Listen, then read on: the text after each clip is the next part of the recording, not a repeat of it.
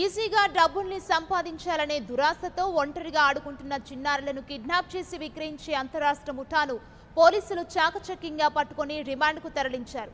వారిని hi friends, Jogulamba Gadwal జిల్లాలో దొంగల ముఠ చిన్న పిల్లల్ని పట్టుకోపోయే దొంగల ముఠ చెలరేగి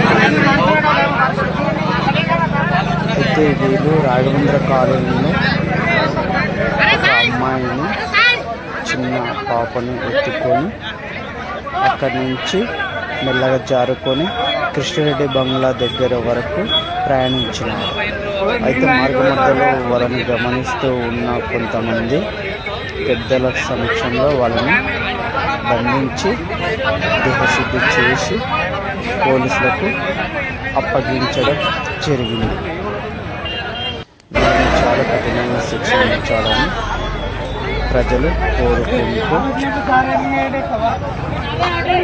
వాళ్ళకి అప్పగించడం.